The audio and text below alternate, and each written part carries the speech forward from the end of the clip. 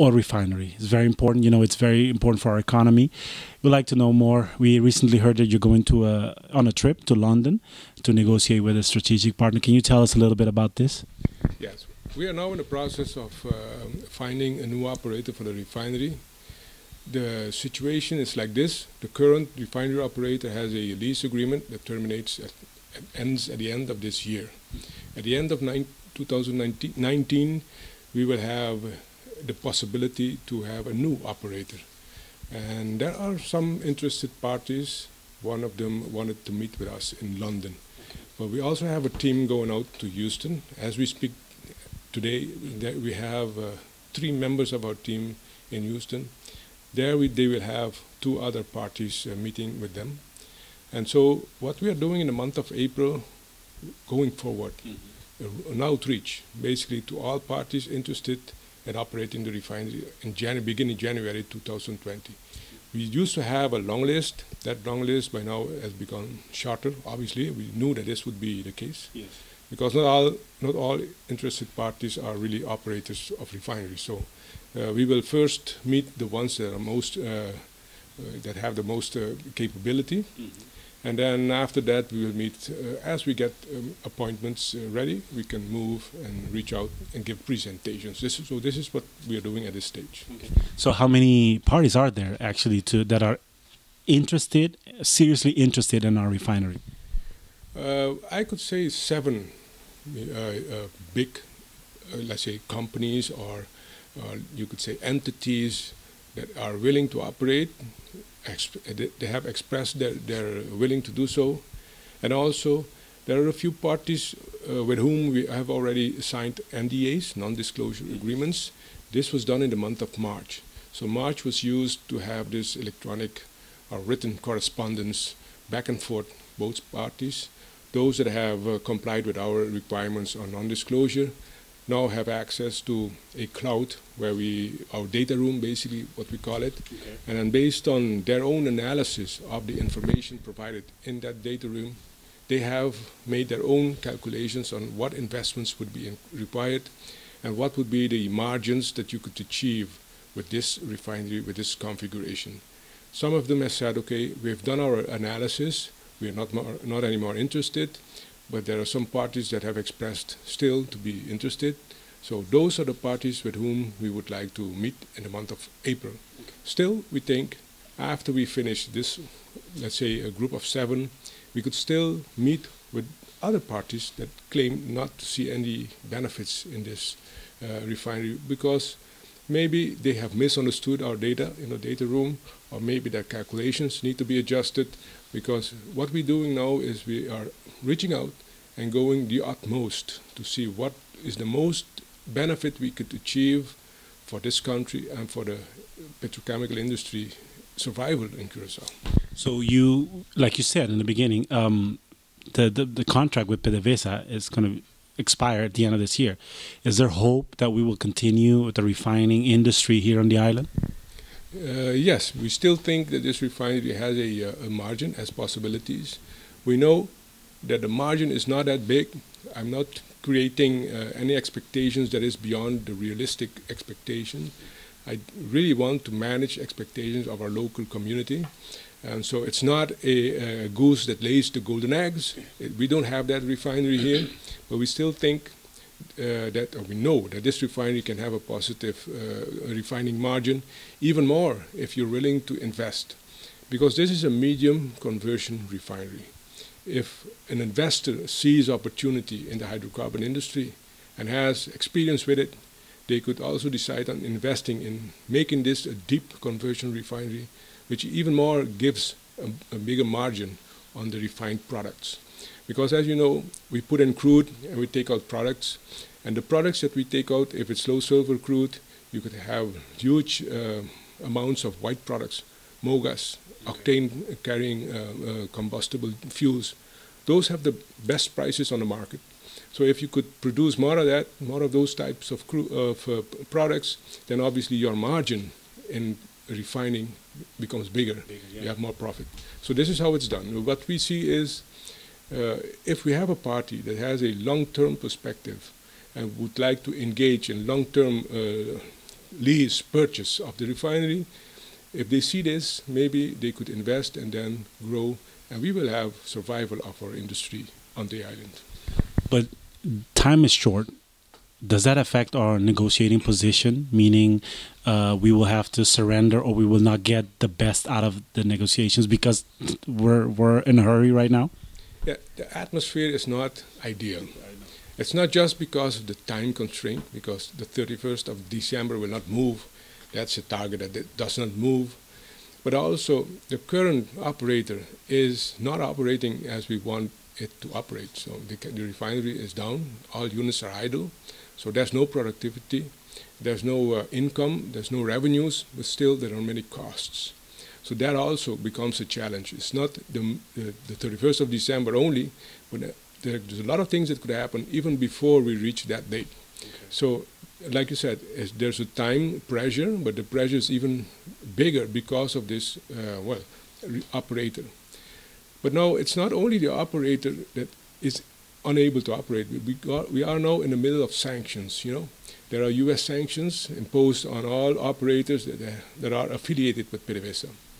And so this is also a challenge. Those things were not existing 3 months ago. So as we go, each month brings new challenges.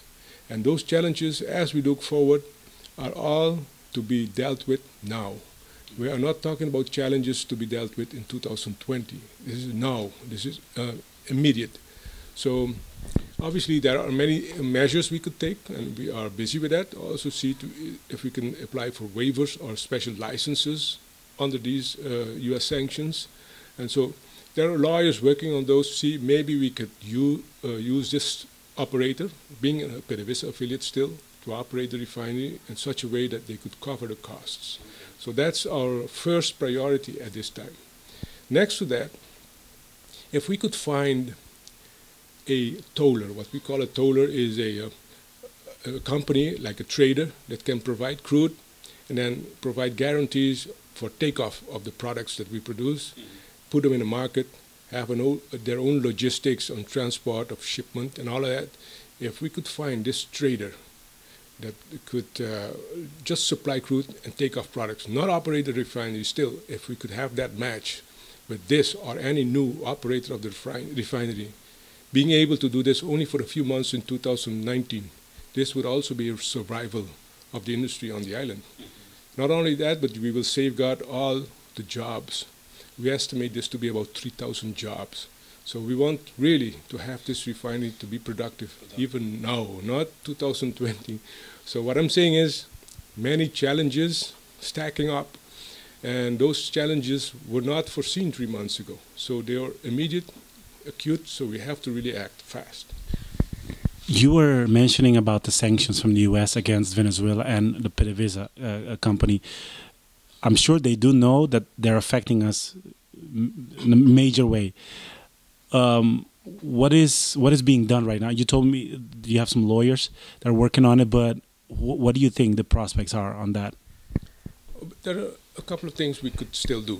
First of all, the sanctions are imposed by a giant country, U.S., against another giant country, Venezuela. So we are in the middle. We're not part of this dispute being going on, but still we are affected. And I'm sure that those big countries really did not foresee or do not have in their objectives to hurt us. So we have to really look at the sanctions for the purpose they serve. I doubt that the U.S. government really wants this island to collapse, or at least its economy to collapse. So we need to really bring this forward in a very convincing way. How to do that? First of all, the sanctions, if you read them very carefully, those sanctions are imposed on U.S. persons or U.S. entities providing service or products to a Venezuela-owned company. RDK is the owner of the refinery. We are not a U.S. entity, so we could still lease the refinery to a PDVSA affiliate. There's nothing wrong there. But this PDVSA affiliate would still have to be able to buy pumps and material and pipes and gaskets and all of that. Majority of this material is coming from the U.S. So this operator, even if I am able and I'm allowed to lease the refinery to this company, they would not be able to operate. So that's a big issue.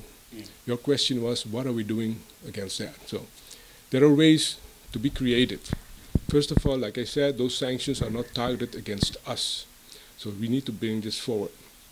Another thing that we could do is we could establish a U.S. entity ourselves in the U.S.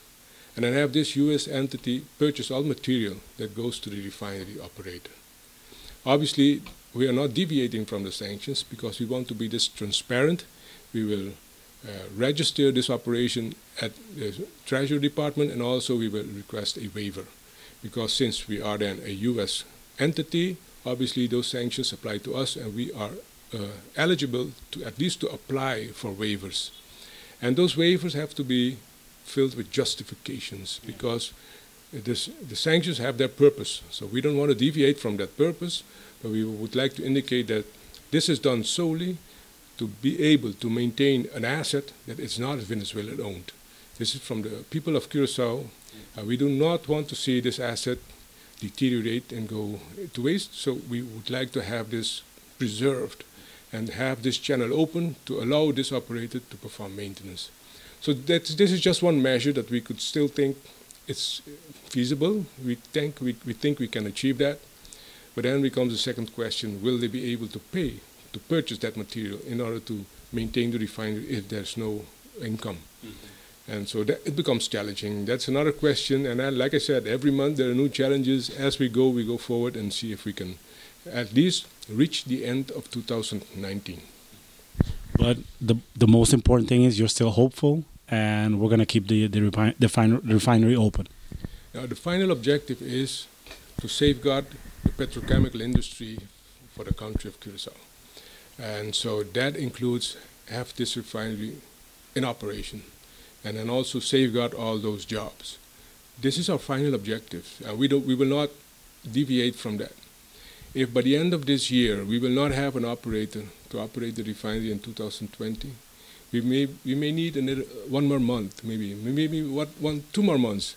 But this is our final objective. We are relentless, and we will go to Pluto if it has to. But just to give you an expression of how relentless and how focused we are on this objective. So for the country, and especially for those working on the refinery, they have to be assured that this is the best option that we have.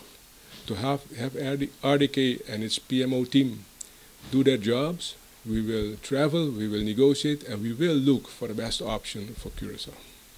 Thank you very much.